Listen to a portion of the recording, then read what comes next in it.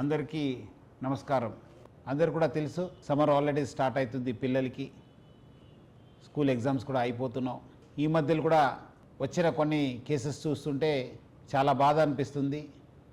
ఎందుకంటే అంతకుముందేమో మనము చిన్నప్పుడు సమ్మర్ హాలిడేస్ వస్తే మన చుట్టాల ఇంటికి కావచ్చు, మన సొంత ఊరు కావచ్చు, లేదంటే దగ్గరున్న ప్లే గ్రౌండ్లో, లేదంటే దగ్గరున్న గల్లీలో మనము ఫ్రెండ్స్తో ఆడుతూ మనం టైం గడిచేది. బట్ ఈ మధ్యలో పిల్లలందరూ కూడా స్మార్ట్ ఫోనే ఒక పెద్ద ఫ్రెండ్ అయిపోయినారు. బయట పోక చాలామంది దానికి అలవాటు అవుతున్నారు. అట్లానే ఇద్దరు పేరెంట్స్ కూడా బిజీ కావడము, పిల్లలతోని టైం గడపకపోవడము, దానివల్ల కూడా వాళ్ళు స్మార్ట్ ఫోన్కి అట్రాక్ట్ కావడం జరుగుతుంది.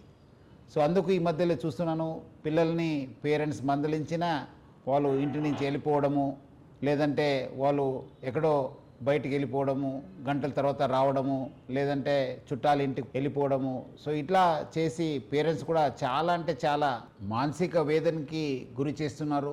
ఇంకా మనకు 10th ఎగ్జామ్ అవుతున్నావు, ప్లస్ అట్లానే కొంతమంది 9th ఎగ్జామ్ అయిన తర్వాత కూడా కొంత ఆడపిల్లలు మగపిల్లలు కూడా కొంచెం మిస్ కావడము, లేదంటే ఎక్కడో వెళ్ళిపోవడము, లేదంటే కొంతమంది ఎగ్జామ్ బాగా రాయలేదన్నది అనుకోవడము, లేదంటే వేరే వాళ్ళు ఎవరో తెలిసిన ఫ్రెండు, లేదంటే సామాజిక తాణాలు వచ్చిన ఫ్రెండ్తో వెళ్ళిపోవడము, ఇలాంటి కేసెస్ కూడా గతంలో మనము రిపోర్ట్ కావడం చూశాను. అందుకు పేరెంట్స్ అందరూ కూడా కోరుతున్నాను, మీ పిల్లలతో టైం గడపండి. ఎగ్జామ్ టైంలో కూడా వాళ్ళతో ఉండండి. వాళ్ళు ఎవరితో మాట్లాడుతున్నారా, లేదంటే సోషల్ మీడియాలో ఎక్కడాదరు వాళ్ళు ఏమాదరు షేర్ చేసుకుంటున్నారా, ఏ టైం దాకా లేస్తున్నారు, ఏ టైం దాకా పడుకుంటున్నారు అనే పైన చాలా గమనించాలని చెప్పి కోరుతున్నాను. అట్లానే వాళ్ళతోని ఈ ఒక్క సమ్మర్ హాలిడేస్ కూడా ఎక్కువ టైం స్పెండ్ చేయండి.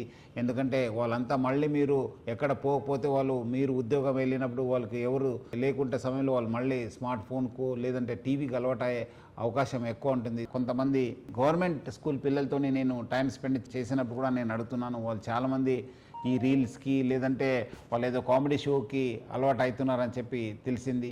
సో అందుకు మా పిల్లలు కూడా ఏం చేస్తున్నారు, ఎవరితో మాట్లాడుతున్నారు, సోషల్ మీడియాలో ఎంత టైం స్పెండ్ చేస్తున్నారు అనేది పైన పేరెంట్స్ అందరూ కూడా ఇది గమనిస్తారు.